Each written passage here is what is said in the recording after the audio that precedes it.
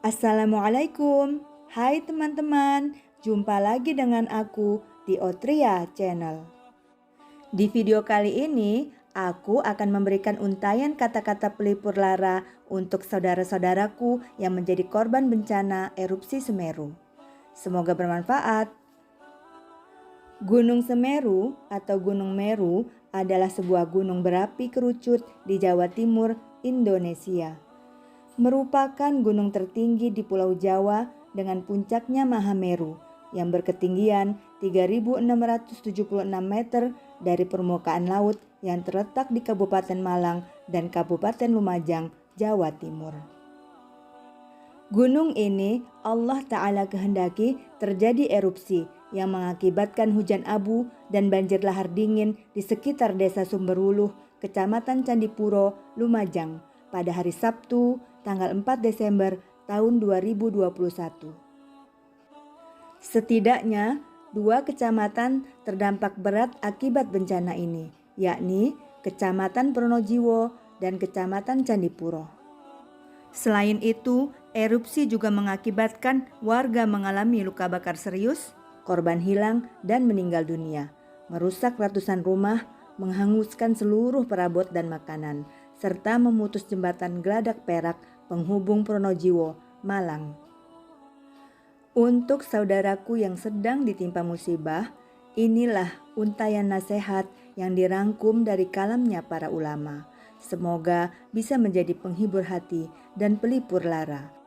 Pertama, bersabarlah saudaraku tercinta, karena semuanya adalah ketetapan Allah yang pasti terjadi menimpa kepada para hambanya. Bahkan semuanya sudah terencana rapih di Lauh Mahfuz 50.000 tahun sebelum penciptaan langit dan bumi. Allah Ta'ala berfirman yang artinya, tidaklah menimpa suatu musibah kecuali dengan izin Allah. Barang siapa yang beriman kepada Allah, maka Allah akan berikan petunjuk ke dalam hatinya. Al-Quran Surat At-Taghabun ayat 11. Allah Ta'ala juga berfirman yang artinya, Allah menghapuskan apa yang Dia kehendaki dan menetapkan apa yang Dia kehendaki. Dan di sisinya lah terdapat umul kitab, Lauh Mahfuz. Al-Quran Surat Ar-Rod ayat 39. Kemudian Allah Ta'ala juga berfirman yang artinya, apakah kamu tidak mengetahui bahwa sesungguhnya Allah mengetahui apa saja yang ada di langit dan di bumi? Bahwasanya yang demikian itu terdapat dalam sebuah kitab, Lauh Mahfuz. Sesungguhnya yang demikian itu amat mudah bagi Allah. Al-Quran Surat Al-Hajj ayat 70. Rasulullah SAW bersabda, yang artinya Allah telah menetapkan takdir untuk setiap makhluk sejak 50.000 tahun sebelum penciptaan langit dan bumi. Hadis riwayat Muslim. Kedua, sikapi musibah dengan sabar dan ridho, karena Allah Ta'ala memberikan kabar gembira kepada orang-orang yang bersabar atas musibah dengan pahala besar tanpa batas. Allah Subhanahu wa Ta'ala berfirman yang artinya, dan kami pasti akan menguji kamu dengan sedikit ketakutan, kelaparan, kekurangan harta, jiwa, dan buah-buahan. Dan sampaikanlah kabar gembira kepada orang-orang yang sabar. Al-Quran Surat Al-Baqarah ayat 155. Allah Ta'ala juga berfirman yang artinya, sesungguhnya hanya orang-orang yang bersabarlah yang dicukupkan pahala mereka tanpa batas. Al-Quran Surat Az-Zumar ayat 10. Ketiga, berdoalah dengan doa musibah agar semua yang hilang diganti dengan kebaikan. Lalu mintalah pertolongan kepada Allah dengan sholat dan sabar. Rasulullah SAW bersabda, yang artinya, siapa saja dari hamba yang tertimpa suatu musibah, lalu ia mengucapkan, Inna lillahi wa inna ilaihi raji'un. Allahumma jurni fi musibati wa akhlif li khairan minha. segala sesuatu adalah milik Allah dan akan kembali padanya. Ya Allah, berilah ganjaran terhadap musibah yang menimpaku dan berilah ganti dengan yang lebih baik. Maka Allah akan memberinya ganjaran dalam musibahnya dan menggantinya dengan yang lebih baik. Hadis riwayat Muslim. Selain itu, jangan lupa perbanyak sholat-sholat sunnah, karena sholat adalah sebab pertolongan Allah saat datang kesulitan. Allah Ta'ala berfirman, yang artinya, wahai orang-orang yang beriman, mohonlah pertolongan kepada Allah dengan sabar dan sholat. Sungguh, Allah berserta orang-orang yang sabar. Al-Quran, Surat Al-Baqarah, ayat 153. Keempat, berharaplah pahala yang besar di balik musibah, karena penderitaan seorang muslim, baik karena sebab kehilangan hartanya atau jiwanya, bahkan walau sekadar badan yang tertusuk duri kecil pun, Allah akan menggantikannya dengan pahala dan ampunan serta digugurkannya dosa-dosa.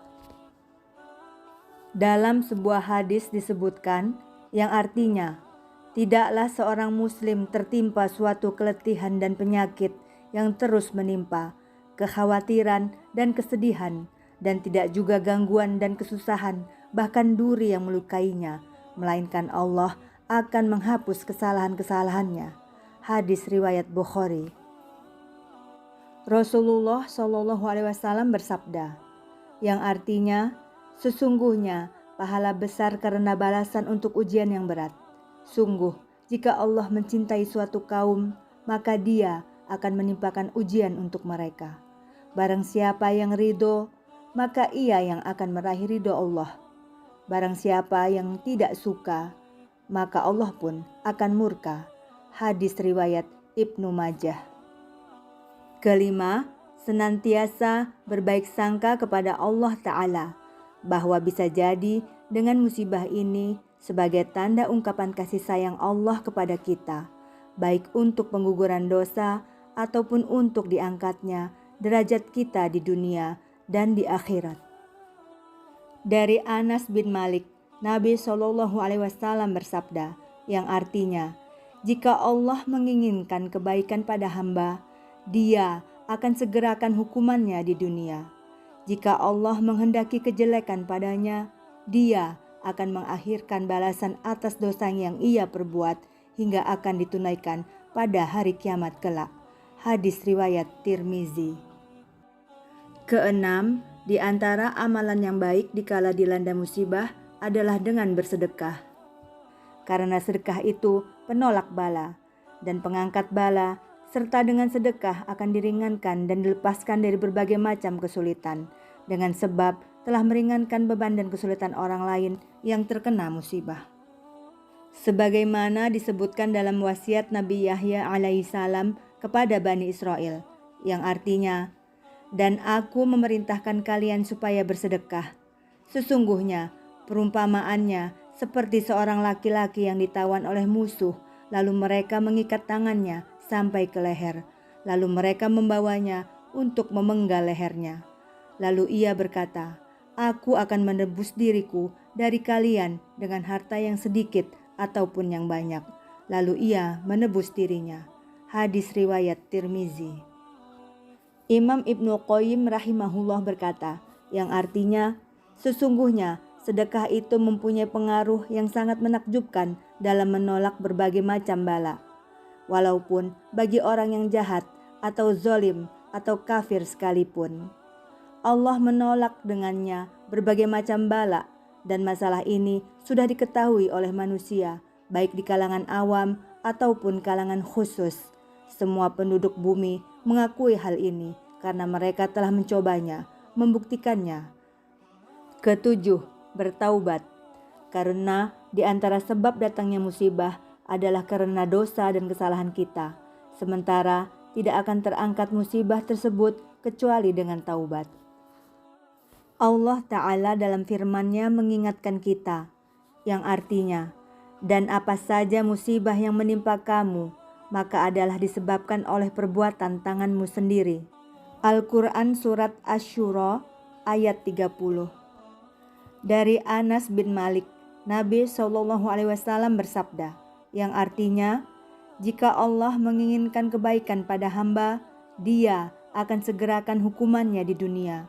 Jika Allah menghendaki kejelekan padanya, Dia akan mengakhirkan balasan atas dosa yang ia perbuat, sehingga akan ditunaikan pada hari kiamat kelak. Hadis riwayat Tirmizi nomor 2396. Hasan Sahih, kata Syekh Al-Albani. Ali bin Abi Thalib radhiyallahu an mengatakan, tidaklah musibah tersebut turun melainkan karena dosa. Oleh karena itu, tidaklah bisa musibah tersebut hilang melainkan dengan taubat. Al-Jawabul Kafi halaman 87. Ibnu Qayyim Al-Jauziyah rahimahullah mengatakan, di antara akibat dari berbuat dosa adalah menghilangkan nikmat, dan akibat dosa adalah mendatangkan bencana musibah.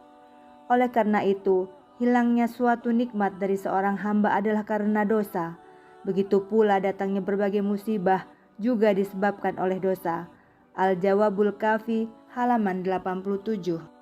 Perbanyak istighfar dikala musibah melanda, sebagaimana dikisahkan oleh Imam Al-Qurtubi menukil dari Ibnu Subaih dalam tafsirnya, bahwasanya ia berkata, ada seorang laki-laki mengadu kepadanya Hasan al-Basri tentang kegersangan bumi.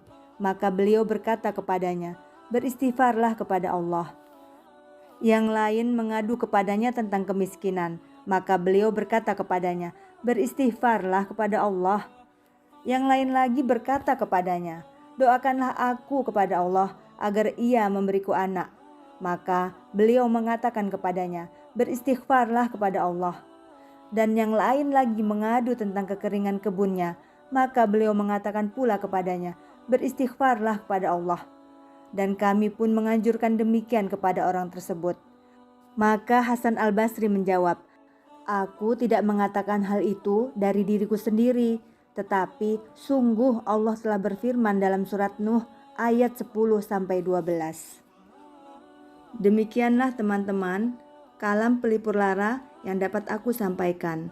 Semoga bermanfaat bagi teman-teman, bagi saudara-saudaraku yang ada di erupsi Semeru, di area bencana lain, dan juga bagi siapapun yang menonton video ini. Semoga kita semua dapat bersabar dan mengambil hikmah dari setiap kejadian yang ada. Terima kasih kepada teman-teman yang telah support Otria Channel dengan menonton video ini hingga selesai, yang sudah subscribe, like, dan komen. Semoga kontribusi teman-teman menjadi amalan jariah. Dan bila video ini bermanfaat, silakan teman-teman share agar manfaatnya dapat dirasakan oleh yang lain. Terima kasih juga kepada narasumber Ustadz Abu Ghozi As-Sundawi.